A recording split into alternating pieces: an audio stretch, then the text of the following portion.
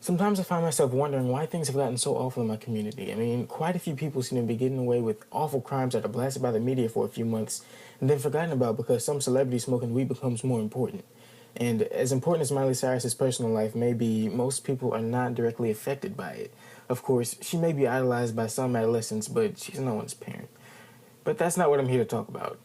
Once those horrible stories are broadcasted to the nation about the new psychotic elementary school shooter who has not been properly convicted, debates about changing our gun laws begin to emerge in your society. And once your local politician says no to changing them, you begin to realize just how awful those politicians are.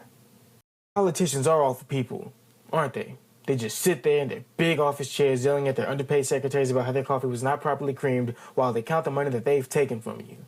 Now, as true or untrue as this may be, it's your fault.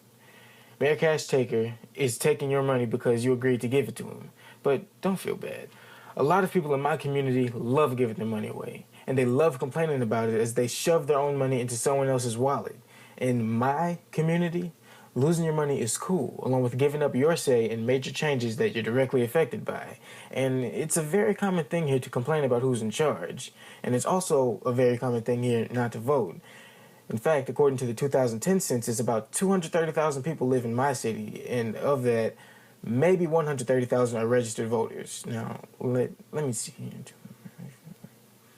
All right, that means about 44% of the people here are not registered voters. And that may sound like a lot of people, but in this entire nation, approximately 54% of our population is not registered to vote. To the 54% of you who are happy giving up your voice because you, for some reason, refuse to vote, fine. Let those who matter continue to mold your life. Running from the big, scary politics monster is not the answer. You know, I don't know what this nation would be like if 60 or maybe 65% of the people here were actually involved in the elections, but what I do know is that complaining about Miley and her weed is not going to get us anywhere, and neither will complaining about these political issues that we're not voting to fix.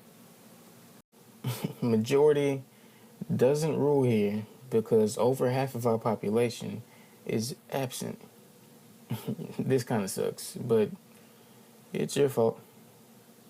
No one can force you to vote, and no one will.